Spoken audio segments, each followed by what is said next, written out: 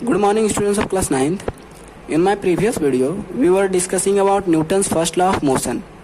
And today we are going to study about Newton's second law of motion. So what is Newton's second law of motion? Newton's second law of motion says that magnitude of applied force is directly proportional to the rate of change of momentum. So at first हमें ये momentum क्या है इस term से हम introduced हो लेते हैं. तो मोमेंटम क्या होता है, जैसे अगर कोई ऑब्जेक्ट 5 किलोग्राम का है और वो 10 मीटर पर सेकंड के वेलोसिटी से मूव कर रहा है, तो इस कंडीशन में हम मोमेंटम को फाइंड कर सकते हैं. मोमेंटम का जो फार्मूला होता है mv होता है और इसे p से डिनोट किया जाता है. तो मोमेंटम को हम पहले डिफाइन कर लेते हैं. तो मोमेंटम क्या होता है? Momentum is the combined effect of mass and velocity, और we can say momentum is the product of mass and velocity. ये एक वेक्टर क्वांटिटी होता है. और अगर इसकी हम यूनिट देखें तो मास की यूनिट होती है केजी और वेलोसिटी की यूनिट होती है मीटर पर सेकंड. तो इस तरह से जो मोमेंटम का यूनिट बन जाता है वो बन जाता है केजी मीटर पर सेकंड. इस कंडीशन में एक ऑब्जेक्ट 5 किलोग्राम का ऑब्जेक्ट है, वो 10 मीटर पर सेकंड के वेलोसिटी से मूव कर रहा है. तो इस कंडीशन में अगर हमें इसका मोमेंटम कैलकुलेट करना हो तो हम इसके फार्मूले से कैलकुलेट करते हैं. डेट इसका मास 5 है और वेलोसिटी इसकी 10 केजी मीटर पर सेकंड है. तो इसका मोमेंटम जो है वो आ गया 50 और लास्ट में हम इसकी यूनिट लिख देते हैं केजी मीटर पर सेकंड. तो इस तरह से इसकी यूनिट आ गई और इसका ये वैल्यू आ गया 50 और यूनिट आ गई केजी मीटर पर सेकंड. नाउ हम अपने न्यूटन्स के सेकंड लॉ को फोकस करते हैं. तो न्यूटन्स का सेकंड लॉ ऑफ मोशन क्या कहता है? That magnitude of applied force is directly proportional to the rate of change of momentum of the object. तो यहाँ पे अगर हम देखें कि एक ऑब्जेक्ट है यहाँ पे, और इस पर एक फोर्स F फोर्स अप्लाई किया गया है. यहाँ पे एक ऑब्जेक्ट है जिसका मास m है. इनिशियली ये u वेलोसिटी से मूव कर रहा था. उसके बाद एक फोर्स लगा दिया गया है इस पर, और फोर्स लगाने के बाद लेट अस से कि ये t टाइम बाद, ये t कुछ भी हो सकता है, 5 सेकंड, 7 सेकंड, 10 सेकंड, कुछ भी. तो t टाइम बाद इसकी जो वेलोसिटी हो गई वो हो गई v, और मास तो अभी भी इसका सेम है. तो इस तरह से F फोर्स लगाने के बाद इसका जो t टाइम के बाद इसका जो वेलोसिटी में चेंजिंग हुआ वो v हो गया. इनिशियल वेलोसिटी इसकी u थी और मास तो अभी भी इसका सेम ही है. तो न्यूटन्स का सेकंड लॉ ऑफ मोशन के अकॉर्डिंग ये क्या कह रहा है कि magnitude of applied force is directly proportional to the rate of change of momentum.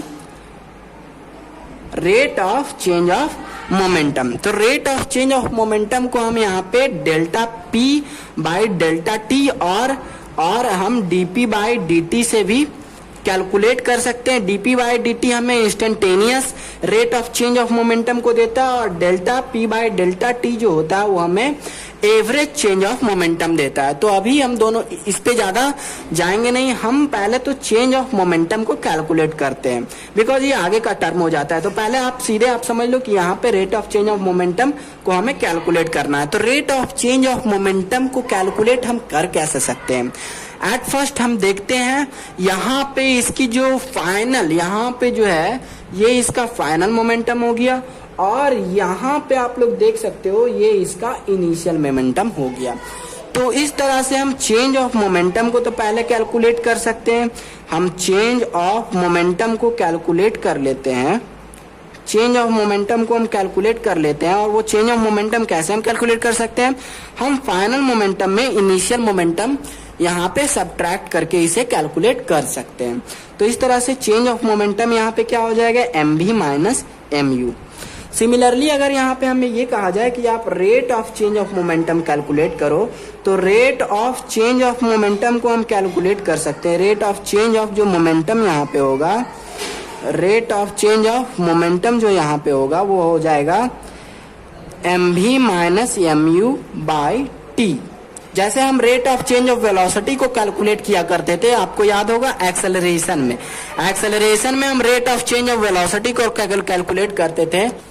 Rate of change of velocity को हम कैलकुलेट करते थे फाइनल वेलोसिटी में इनिशियल वेलोसिटी को सब्ट्रैक्ट करके और उसके बाद हम उसे टाइम से डिवाइड करके rate of change in velocity को हम कैलकुलेट करते थे। सिमिलरली हम rate of change in momentum को हम फाइनल मोमेंटम में इनिशियल मोमेंटम को सब्ट्रैक्ट करके और उसके बाद हम टाइम से डिवाइड करके इसे हम फाइंड कर सकते हैं। तो इस तरह से हम rate of change of momentum को फाइंड कर लेते हैं। देन अब हम न्यूटन्स के सेकेंड लॉ ऑफ मोशन पे फिर से आते हैं। न्यूटन्स का सेकेंड लॉ ऑफ मोशन क्या कह रहा है कि ये जो rate of change of momentum जो यहाँ पे है वो अप्लाइड फोर्स के डायरेक्टली प्रोपोर्शनल होने वाला है। वो जो होने वाला है वो rate of change of momentum के प्रोपोर्शनल में होने वाला है। नाउ अब ये प्रोपोर्शनल का टर्म क्या होता है इसे पहले आप लोग समझे। तो ये प्रोपोर्शनल की मीनिंग ये होती है जैसे कि कोई ऑब्जेक्ट पे अगर 4 न्यूटन, प्रोपोर्शनल का मतलब होता है रेशियो यहाँ पे सेम होने वाला है। जैसे कि यहाँ पे अगर 4 न्यूटन का फोर्स लगाया गया और इसका जो rate of change of momentum जो आया वो लेट अस से कि 2 kg मीटर पर सेकेंड आया, 2 kg मीटर पर सेकेंड। यहाँ पे 4 न्यूटन का फोर्स लगा और जो rate of change of momentum आया delta P by delta T जो यहाँ पे आया है, rate of change of momentum जो यहाँ पे आया वो 2 kg मीटर पर सेकेंड आया।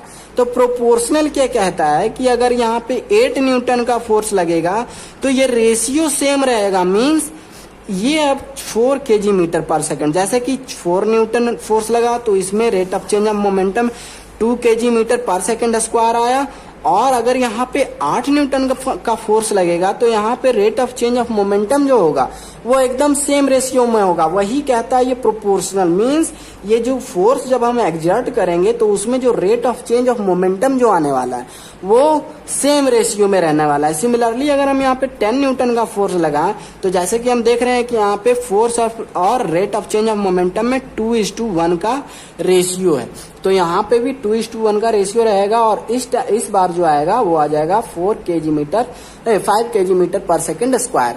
तो इस बार जो आने वाला है वो rate of change of momentum वो 5 kg मीटर पर सेकेंड स्क्वायर आने वाला है। तो यहाँ पे आप क्या देख रहे हो कि ये दोनों में रेशियो सेम है। और ये क्या शो कर रहा है, प्रोपोर्शनल, ये शो कर रहा है प्रोपोर्शनल को। अगर हमें इन्हें इक्वल बनाना हो तो हम एक कांस्टेंट टर्म से इसे मल्टीप्लाई कर देते हैं। जैसे कि यहाँ पे एक कांस्टेंट 2 हम ले लेते हैं, कांस्टेंट जिसकी वैल्यू चेंज ना हो, तो यहाँ पे हम कांस्टेंट 2 ले लेते हैं।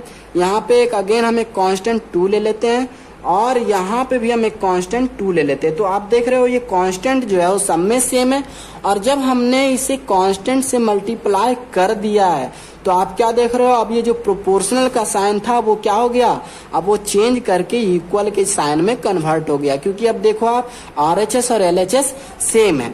तो यहाँ से अब आप फिर से इसे देखो कि यहाँ पे जो कह रहा था ये इस टर्म से आप फिर से देखो यहाँ पे कि जो फोर्स अप्लाइड फोर्स था, वो जो अप्लाइड फोर्स यहाँ पे है वो डायरेक्टली प्रोपोर्शनल टू किसके थी, वो डायरेक्टली प्रोपोर्शनल के MV माइनस MU के था।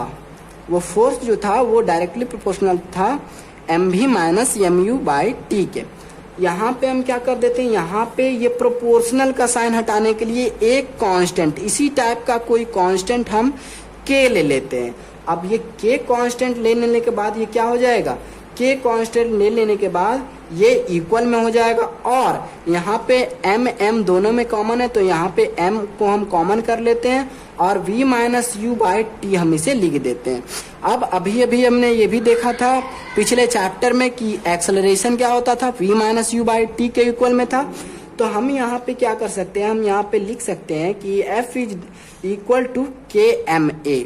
अगर ये कांस्टेंट की वैल्यू 1 हो, अगर ये कांस्टेंट की वैल्यू 1 हो तो उस कंडीशन में क्या आ जाएगा, उस कंडीशन में 1:MA और F इज इक्वल टू क्या आ जाएगा, MA। और ये हमारा बहुत ही मेन फार्मूला है F is equal to MA, जो कि न्यूटन्स के सेकंड लॉ से डिराइव